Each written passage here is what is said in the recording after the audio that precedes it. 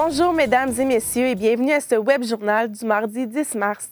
J'ai avec moi ma collègue Jade Pinard qui a fait le tournée principal une des différents journaux. Tout d'abord, à la une du quotidien, il y aurait eu un feu de cuisson qui est à l'origine d'un incendie. Oui, l'article écrit par Mélanie Côté relate en fait qu'une maison sur le chemin Saint-Isidore à La Terrière a été la proie des flammes hier soir. Un plat oublié sur la cuisinière serait à l'origine du feu. Le propriétaire de la maison a été transféré à l'hôpital pour traiter un choc nerveux. Un pompier a aussi été blessé durant l'intervention. Il se serait cassé la jambe. Le feu s'est déclaré vers 22h20. Il a tenté de l'éteindre avec un extincteur, mais il n'a pas réussi. Les voisins n'ont pas dû être évacués. Hydro-Québec était aussi sur place pour couper l'alimentation en électricité. Il s'agit du deuxième feu à se déclarer en autant de soirée. Et ensuite, dans le Journal de Québec, édition Saguenay-Lac-Saint-Jean, les promoteurs de la résidence des Berges du Lac vont de l'avant avec leur projet. Oui, sous la plume de Jean Tremblay, les deux promoteurs, Martine Bonneau et Gérard Savard, qui ont le projet de transformer le presbytère Notre-Dame de Roberval en complexe pour logement aîné autonome.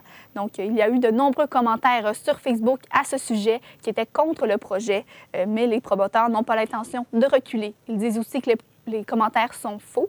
Donc, l'aspect patrimonial du presbytère sera conservé.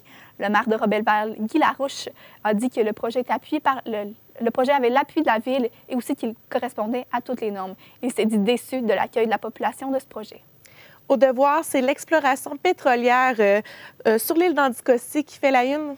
Oui, le texte écrit par Alexandre Shields fait état des travaux d'exploration qui accusent un retard d'1 an sur l'échéancier. Il dit que cela pourrait être nuisible pour l'environnement et aussi pour le gouvernement du Québec qui finance la majorité des investissements. L'ingénieur en géologie Marc Durand explique aussi que de nombreuses questions restent sans réponse. Il dit que les coûts vont considérablement augmenter, mais on ne sait toujours pas qui va payer la facture. Et à la presse, les organisateurs du défilé de la Saint-Patrick déplorent que des anarchistes veulent y tenir une manifestation lors de l'événement. Oui, sous la plume de Philippe Teixeira-Lessard, le collectif opposé à la brutalité policière, COPB, invite ses membres et les gens qui veulent participer à la manifestation de s'habiller en vert pour se joindre à la foule du défilé. L'affiche fait la promotion. En fait, c'est un anarchiste qui lance une brique sur un homme d'affaires. Donc, le COPB a déclaré que si jamais la manifestation tourne mal, ce sera la faute des policiers. Il existe à chacune des manifestations qu'ils font, les policiers commencent à leur taper dessus. Le service de police de la Ville de Montréal est au courant de la manifestation prévue et il se dit prêt à agir. Le porte-parole de l'événement, Kevin Murphy, se dit très déçu, justement, que ce soit en même temps que le défilé à Saint-Pratique. Il dit que ce sera très dommage pour les familles qui voulaient y participer. Et merci beaucoup, Jade. Ça fait plaisir. On apprenait ce matin par le journal Le Quotidien que le Collège d'Alma affiche un des meilleurs taux de réussite de l'épreuve uniforme de français. Près de 91 % des élèves ont réussi l'examen en décembre dernier. Du côté du cégep de Jonquière, les résultats ne sont pas encore connus. Laurie Fortin, l'une des enseignantes en français, Marie-Josée Drolet, s'attend à un résultat un peu moins élevé. Effectivement, le cégep de Jonquière a atteint un taux de réussite de 85 % en décembre 2013 et de 81 % en mai 2014. Donc, Mme Drolet est très satisfaite de l'augmentation du cégep de Jonquière qui accueille des élèves majoritairement en technique. Par contre, elle pense ne pas pouvoir comparer le cégep d'Alma au cégep de Jonquière puisqu'ils accueillent tous les deux de différents types d'élèves et elle pense que les étudiants du cégep de Jonquière ont beaucoup plus de difficultés d'apprentissage. On peut l'écouter à ce sujet. Ici, les élèves qui font partie des programmes techniques ont beaucoup plus de difficultés en français. Alors, il y a vraiment toute une panoplie d'élèves qui maintenant ont accès au cégep, qui n'y avaient pas accès avant. Et le cégep offre plusieurs services pour aider les élèves et les préparer pour cet examen? Effectivement, le service adapté est offert depuis 5 ans aux élèves du cégep de Jonquière.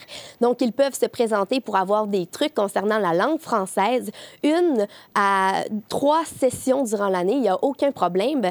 Malheureusement, ces services ne sont pas offerts, ne sont pas assez outillés pour aider les élèves ayant des troubles d'apprentissage plus sérieux, comme le TDAH. Et selon Mme Drolet, qu'est-ce qu'il faut pour réussir?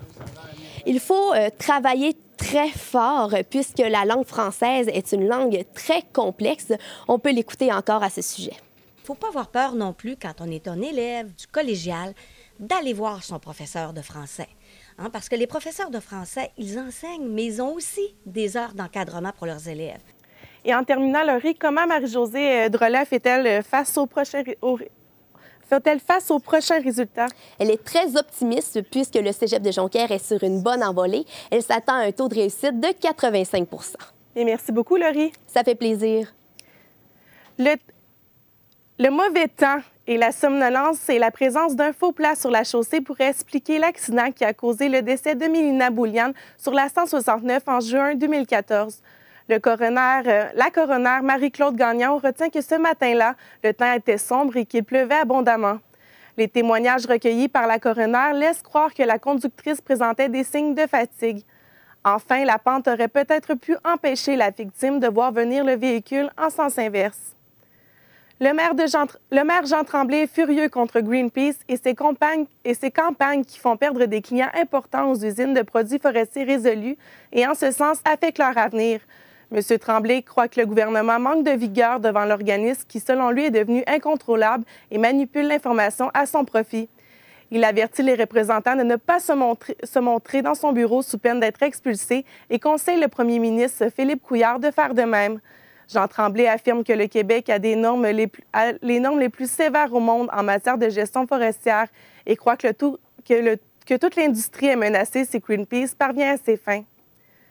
Le Centre linguistique du cégep de Jonquière est en pleine campagne de recrutement pour convaincre des familles à devenir hôtes d'étudiants étrangers. Il resterait toujours des lieux d'hébergement à trouver dans les environs de l'établissement d'enseignement pour la période estivale. Laurence Richard, on pourrait dire que le Centre linguistique est victime de son succès. Oui, effectivement, Valérie, le Centre linguistique est très populaire encore cette année. Donc, au printemps, on attend près de 160 étudiants qui viennent ici pour apprendre le français. Et à l'été, on attend près de 300 étudiants étrangers. Donc, qui dit 300 étudiants dit 300 personnes à loger autour du cégep de Jonquière. Et c'est là que se situe la problématique, surtout durant la période estivale, qui est une période particulièrement difficile pour trouver des familles d'accueil. Donc, je vous laisse entendre le directeur du Centre linguistique du cégep de Jonquière, M. Guy Paradis, à ce sujet. Alors, si on a 300 personnes, on s'entend qu'il faut trouver 100 places dans des familles hautes et on fait compétition avec l'été, le mois de juillet, les vacances et c'est pas toujours facile donc d'avoir suffisamment de familles pour héberger tous nos étudiants. Monsieur Paradis, excuse-moi.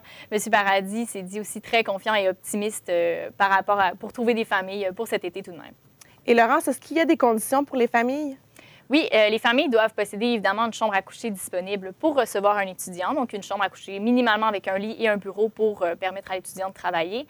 Les familles reçoivent aussi une compensation financière. C'est un montant qui varie entre 150 et 200 $ pour pouvoir payer les frais de l'étudiant et c'est un revenu non imposable. Puis, en terminant très rapidement, quels sont les moyens mis en place par le Centre linguistique pour trouver des familles? Eh bien, actuellement, on fait beaucoup de promotions dans les quartiers environnants le cégep pour trouver justement des familles d'accueil. Merci beaucoup, Laurence. Au plaisir.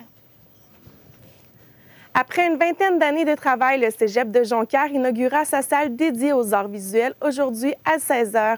Une soixantaine de personnes sont attendues pour l'occasion. Juliane Yaski, comment va se dérouler l'inauguration? Tout d'abord, Valérie, il y aura une exposition de Nicolas Lévesque, un photographe de la région. Il est professionnel. Il sera d'ailleurs à la soirée, tout comme plusieurs personnes affiliées à des galeries d'art au Saguenay. C'était très important pour l'enseignant en art Steve Reynald d'avoir de telles personnes pour donner de la visibilité à la nouvelle galerie d'art. Et ça a été un long processus pour réaliser ce projet? Oui, ça a pris une vingtaine d'années pour M. Reynald de rendre ce projet réalisable. Le cégep de Jonquière a également travaillé très fort lors de ce temps-là. Il a financé 7 salles et il était très content, M. Reynald, de voir son projet enfin à terme. On l'écoute à ce sujet. Un plaisir pour moi, puis surtout de voir la première exposition officielle où on voit ces œuvres d'art-là que je considère très fortes. Je suis très fier. Il a également souligné le travail de Hélène Janotte, la directrice de la bibliothèque du Cégep de Jonquière, pour son bon travail pour rendre le projet réalisable. Et qui exposera?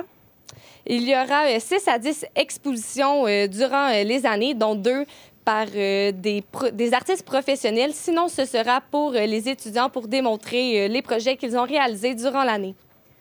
Rapidement, qu'est-ce que cela va apporter aux étudiants? Ce sera un nouveau outil éducatif pour les étudiants du Cégep de Jonquière. Merci beaucoup, Juliane. Ça fait plaisir. Au sport, le cycliste Léandre Bouchard vise les Jeux olympiques de 2016 à Rio de Janeiro. Pour l'aider à atteindre son objectif, le triathlète Pierre Lavoie a accepté de prononcer bénévolement sur une conférence sur l'engagement qui aura lieu le 7 avril à la salle Michel-Côté d'Alma. Si Léandre Bouchard obtient sa place sur l'équipe de vélo de montagne, il deviendra le premier sportif de la région à participer à des Jeux d'été en 20 ans. La Maltois est actuellement dans les montagnes de Running Springs, en Californie, où il prendra part à des compétitions les 14 et 21 mars. Le championnat régional de volley-ball collégial féminin a lieu cette fin de semaine au Cégep de Jonquière. C'est la 4e fois en 5 ans que Jonquière est hôte de ce championnat. Mon collègue Luc Turgeon s'est entretenu plus tôt aujourd'hui avec les responsables des sports du Cégep de Jonquière, Steve Dufour. Bonjour Steve. Bonjour. Alors premièrement, qu'est-ce que ça prend pour organiser un tel championnat? Bien, écoute, il faut dire aussi que c'est un championnat organisé par le Cégep de Jonquière et le RSEQ, le Réseau du sport étudiant québécois. C'est tout simple, il faut faire application dessus. Je suis chanceux, dans les dernières années, la plupart des cégeps voulaient des tournois de saison, mais moi, ce qui m'intéressait, c'était le championnat de fin d'année. Donc, la concession que je fais quand je demande un championnat comme ça, je ne reçois pas de tournoi dans l'année. Comme les filles, présentement, ils n'ont eu aucun tournoi à Jonquière cette année. Fait que le premier tournoi qu'ils vont avoir, c'est le championnat régional. Évidemment, moi, je peux dire en anglais, c'est un guess que je prends. Parce qu'imagine-toi, si le Cégep de Jonquière n'avait pas terminé des 4 premiers puis ne serait pas classé, bien, j'aurais pu recevoir le championnat régional sans la présence des gaillards. Exemple, l'année passée, j'avais demandé les championnats conférence nord-est de basketball. Puis malheureusement, notre équipe de basketball masculin finit 5e à 2 points de la 4e. On a présenté le championnat sans les gaillards. Écoute, c'est des choses qui arrivent. Mais je te dirais qu'au volleyball, généralement, je savais que cette année, on avait une bonne équipe. Donc, à partir de là, j'ai appliqué. J'ai dit à tout le monde, regardez, moi, j'aimerais bien ça avoir le championnat régional. Avec ATM, je suis capable de peut-être avoir une web diffusion. Donc, ça, je pense que c'est intéressant pour les entraîneurs et les autres équipes de pouvoir profiter d'un genre de setup avec les caméras présentes et tout ça. Donc, j'ai dit, je voudrais le championnat régional. Il a dit, OK, Jonquière, on te le laisse. Donc, j'ai appliqué dessus, puis je l'ai eu tout simplement. Et qu'est-ce qui explique que le Cégep est hôte du championnat pour une 4e fois en 5 ans? Tout simplement parce que à toutes les fois, j'applique dessus. Puis moi, directement, quand on arrive à la réunion, je le demande tout le temps. Fait que je dis aux gens, regardez, moi, je vous le dis, je suis honnête, j'aimerais ça avoir le championnat régional. Je suis capable d'organiser quelque chose qui a bien de l'allure. Comme je t'ai dit tantôt, avec la présence des étudiants dans la technologie, des médias, on peut avoir la web diffusion, on peut avoir d'autres choses qui sont intéressantes. Moi, je vous le dis, je vous le laisse. Comme exemple, l'année passée, la plupart des... Alma a levé la main. Il dit, écoute, Jonquière, ça fait longtemps que tu as eu ce championnat-là. On aimerait peut-être ça l'avoir cette année. J'ai dit, moi, je vais appliquer dessus. On était à 2, mais la majorité des collèges ont voté pour Alma en disant, gars, Jonquière, ça fait déjà 3 fois que tu l'as dans les dernières années. C'est bien organisé, mais on pourrait aller ailleurs. Donc, on est allé à Alma l'année passée. On arrive cette année. Alma ne voulait pas l'avoir. Je disais, hey, moi, je suis encore intéressé à faire le régional. Évidemment, comme je te dis, j'ai une équipe à maturité. Je suis la 3e année de mon cycle au volleyball. Je perds beaucoup de filles l'an prochain. C'est notre année là, où on va aller très, très loin. Donc, à partir de là, j'ai demandé d'avoir le championnat, puis on me l'a laissé encore cette année. Et quelles équipes seront présentes cette fin de semaine?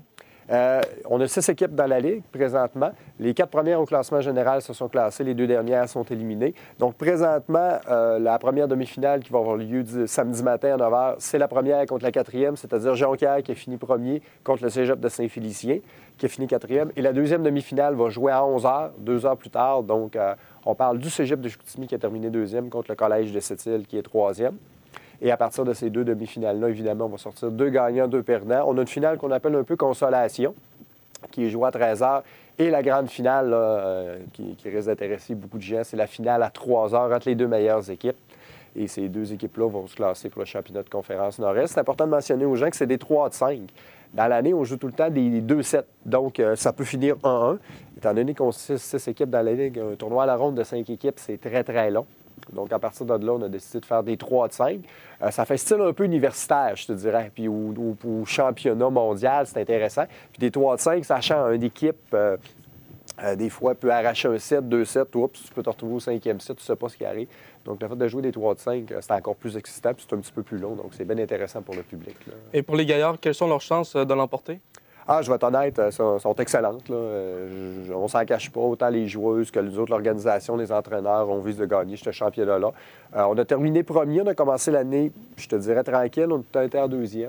On avait un petit peu plus de misère qu'au Chicoutimi, mais les 2 derniers tournois de l'année, on a vraiment upgradé notre jeu, vraiment intéressant contre le Cégep de Chicoutimi. Ça a été vraiment notre bête noire dans l'année, mais à la fin de l'année, ça a bien été. Je te dirais qu'on vise d'avoir un gros... Mais c'est sûr que le Cégep de Chicoutimi est une excellente équipe, donc on va avoir une finale très, très relevée, ça c'est clair. Pourriez-vous nous rappeler l'horaire du tournoi? Oui, on débute à 9 h le matin, donc les gaillards sont en action dès 9 h contre le Cégep de Saint-Félicien. Et si tout va bien pour les gaillards puis ils gagnent comme on pense, on devrait jouer à 15 h en après-midi la finale contre Chicoutimi, Sept-Îles. Je dirais que je pense que Chicoutimi a une petite avance présentement aussi pour aller, mais on ne sait jamais, ça joue sur le terrain. Hein, c'est les choix du sport.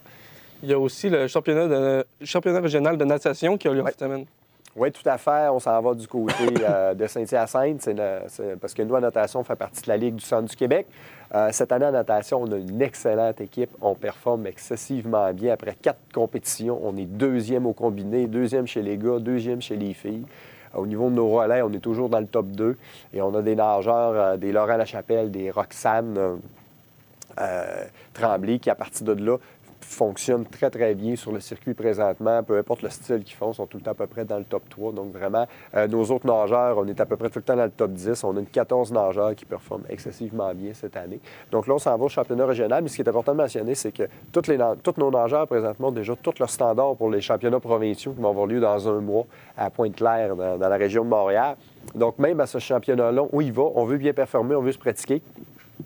Par contre, c'est clair que les 14 nageurs qui vont être là en fin de semaine nagent tous au championnat provincial dans un mois parce qu'on est déjà classé dû à nos excellents résultats pendant l'année. Et rapidement, Steve, les gaillards sont en bonne position pour gagner là aussi? Oui, on est en très bonne position. Je te dirais qu'au niveau des filles, on a été premiers toute l'année, mais là, le Cégep de Trois-Rivières est arrivé avec une nouvelle nageuse après Noël qui a changé un petit peu le relais. Par contre, on n'est pas très loin. Nos gars, là, présentement, on nage dans la conférence Nord-Est. Donc, là, à partir de là, au championnat provincial, on va être contre le Sud-Ouest. Peut-être quelques surprises, mais très bien positionnés. Merci beaucoup, Steve. Ça fait plaisir. Je m'entretenais avec le responsable des sports au Cégep de Jonquière, Steve Dufour. De retour à vous, Valérie. C'est ce qui conclut ce web journal du 10 mars. Merci d'avoir été à l'écoute. Au revoir.